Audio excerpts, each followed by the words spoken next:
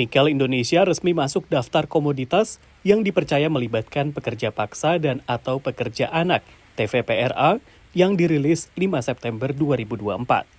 Departemen Tenaga Kerja AS mengutip sejumlah laporan bahwa industri pengolahan nikel Indonesia melibatkan WN Tiongkok sebagai pekerja paksa. Mereka direkrut lewat penipuan, digaji lebih rendah dari kontrak, kerja lebih panjang, serta menerima kekerasan fisik dan verbal.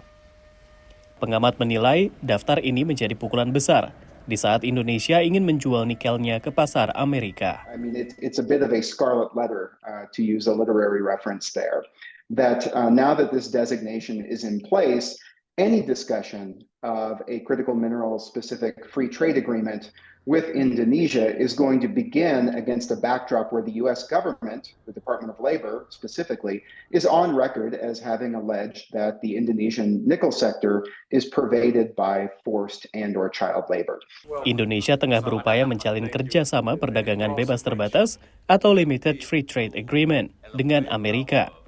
Indonesia ingin nikel dari tanah air masuk pasar mobil listrik Amerika yang tengah mendapat insentif pajak dari Undang-Undang Pengurangan Inflasi AS.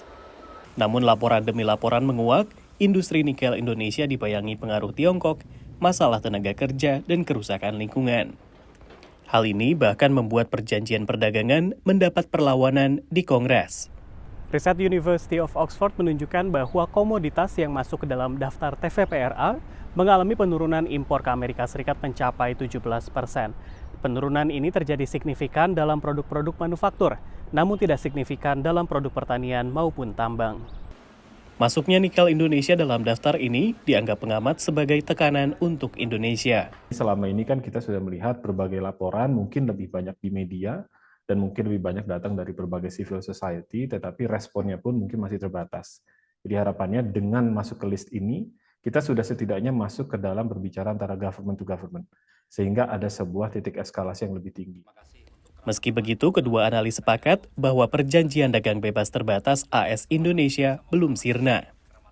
Just speaking realistically, Indonesia is mining about half of the world's nickel right now. The International Energy Agency forecast that share will increase to north of 62% by 2030.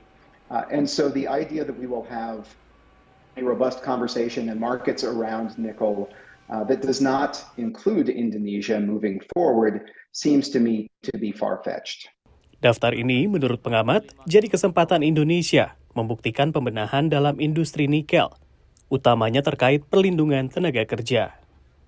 Jadi ketika dari pihak Amerika Serikat menunjukkan bahwa mereka willing untuk berbicara long-term relations, apa hal yang harus diperbaiki dengan jangka waktu seperti apa, dan dari pihak Indonesia harus bisa menunjukkan dengan bukti konkret, ini yang kami sudah lakukan selama 1 tahun terakhir. Dari Washington DC, Rio Tuasikal, VOA.